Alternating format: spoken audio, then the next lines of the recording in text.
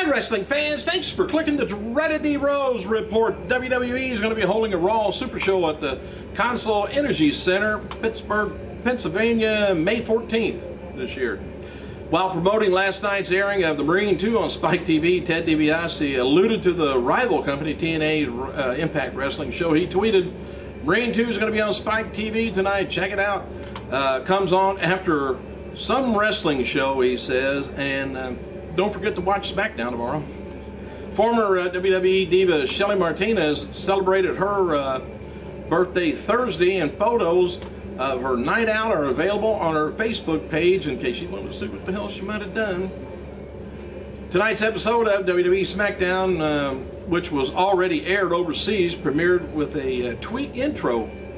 For some reason, The Undertaker was noticeably absent in the intro, which closes with Randy Orton performing the RKO as opposed to a shot of the iconic wrestler. His profile remains on SmackDown Superstar page on WWE. Why they alluded to delete it, I don't know. Syfy has issued a press release following the announcement that WWE's Super SmackDown Live special will air Tuesday, November 21st at 8 p.m. They said SmackDown Live will feature the biggest superstar, and of course they name off a bunch of them. The special will be an encore to SmackDown's regular time slot on Friday. That was about it. Anyway, NWA Championship Wrestling from Hollywood owner Dave Marquez announced Friday on Twitter that Shelly Martinez will act as the promotion's event hostess. He wrote, happy to be in Hollywood, come to terms with Fun Time Shelly. I guess that's what her Twitter name is. And she's going to act as hostess. Come see the fun February 12th. Sunday's show in Glendale, California will feature a come as you are, no DQ street fight pitting Scrap Iron Adam Pearce against Colt Cabana against the tough enough contestant Big Nasty Eric Watts and Cedric the Hitman. I didn't know about him. All right. Natalia posted her first blog on her newly launched website, NadiaNeidhart.com. She recalls the Kid Wrestling Association, the first wrestling promotion she ever worked for. Said, watch kids grow up with a wrestling ring. Said, Hearts, whenever there was a show, my grandfather Stu was at ringside setting up facing the kitchen. So it's a perfect place to meet the Hart grandkids to wrestle. Anyway, while promoting Journey to the Mysterious Island on his upcoming match against John Cena, also they talked about Dwayne "The Rock" Johnson, swore during a live sports telecast during Thursday. Well, while telling a joke, he said, that's bullshit.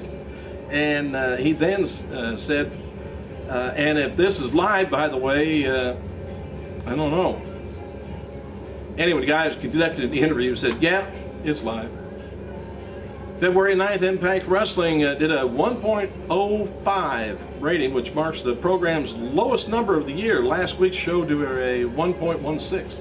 Impact Wrestling about 1,500,000 viewers over the course of 2 hours, down from last week, which was 1.6 million.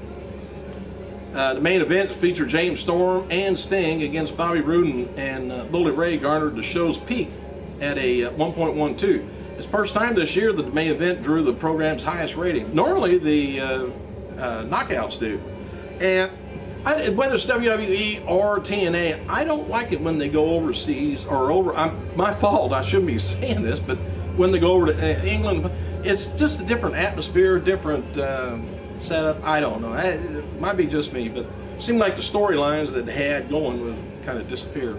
They kind of changed some now, but TNA has released the video that kicks off Sunday's Against All Odds pay-per-views. The main event, Bobby Roode will defend the World Heavyweight Championship against Jeff Hardy, James Storm, and Bully Ray.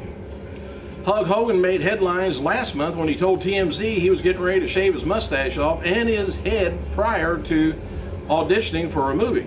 Anyway, Hulkster's announcement prompted Dr. Pruitt, who are the chairman of American Mustache Institute, Yep. To plead with Hogan to keep his lower nose foliage. Hogan complied, and now but now says he'd shave off the stash for a price during the interview with Bang Showbiz. He said, when I talked about it, shaving off a mustache, everybody went crazy and loads of fun. Hey, Hulk, we remember in WCW, you was completely shaven, not head-wise, but mustache off. I believe when he was Hogan, Hollywood Hogan, or one of the other little characters he did. But anyway, he had his mustache gone then. And he says, most of the people tell him, don't shave it off. He said, I heard from Gillette, Right Guard. He said, they said, we may have a deal. I said, I'd wait for a while. And when asked if he really would lose the mustache, he said, if you pay me a couple of million, hell yeah, I'd shave it off. It grows back. Odd, you ought to shave your head, see if the hair grows back. An official announcement concerning the venues of next year's WrestleMania is going to be expected to be made next Wednesday. And here's an updated confirmation of DVDs and the schedule of when they're going to be coming out in 2012. So work some overtime, get your money saved up. The epic journey of Rocky Johnson, Dwayne "The Rock" Johnson. February 21st. That's Blu-ray and DVD. I think all Blu-ray DVDs are coming out maybe together. Well, some of them are. Anyway, 2012 Royal Rumble, February 28th. 2012 Elimination Chamber, March 20th. And Do You Think You Know Me? Story of Edge, April 10th. WrestleMania 28 is going to be coming out May 8th. Hadn't even happened yet. It's already coming out. Isn't that odd? Best of WCW Clash of the Champions, May 22nd. Extreme Rules 2012, May 29th. And that's only halfway through the year. And as noted before, WWE is going to be releasing Clash of the Champions on DVD on the 22nd. And Hall of Famer Dusty Rhodes was at the WWE headquarters a while back to do some of the work on the new DVD and doing features and stuff. And WWE DVD News reports that Dusty is also going to be hosting the new Clash DVD. The Rock was sitting last night at the New York Knicks versus Los Angeles Lakers basketball game at Madison Square Garden. The Rock was shown on the big screen and tweeted about Jeremy Lin. Chris Jericho, he's going to be, he got his win back from Kofi Kingston, I guess, on day 2 of the shows in Abu Dhabi. And Kofi defeated Jericho on the first show on the tour. And on a related note, Michael McGillicuddy worked yesterday in Abu Dhabi as a face, defeating Drew McIntyre. And here's a look at Mattel's there's a activity. Wait a minute, activity. Mattel's coming out with an activity. Anyway, which will essentially be the first WWE iPad game. Activity is scheduled to be released this July. For you guys got an iPad? I don't. I got my own place I live in, but I don't have. Me and the wife. It's not an iPad, it's an RPad. Following strong sales of the very best of WCW Nitro DVD last year, WWE plans to release another video set highlighting the best of World Championship Wrestling later this year. Amazon's currently taking pre-orders for WCW Clash of the Champions DVD from, of course, WWE, set for release May 22nd. The run time is 540 minutes. So you better have a big-ass bag of popcorn. Clash of Champions is a series of professional wrestling, things that it was specials. It was aired by WCW from 1988 to 1997. The specials were kind of supercards intended to feature pay-per-view caliber matches, similar to what World Wrestling Federation did with the Saturday night's main event. I always liked those Saturday night main events. Well, they were free. Friday marks the 9th anniversary of the passing of WWE famous Hall of Famer Mr. Perfect. Shawn Michaels went on Twitter to remember the legendary wrestler he worked at Lynx with. He said, "I'd like to honor the memory of Curt Hennig, unbelievable, gifted, great teacher, and one of the funniest, most joyful guys around, Mr. P," he says, and suggested that Curt Hennig, Michael, adopted the Heartbreak Kid nickname upon turning heel in 1992. That was a suggestion that Curt did to Shawn Michaels. Anyway, happy birthday to champion, tag team champion Hernandez, 39 years old. Former WWE Intercontinental and UFC Super Fight champion Ken Shamrock, 48. All right, little inside info. Don't know whether you knew this.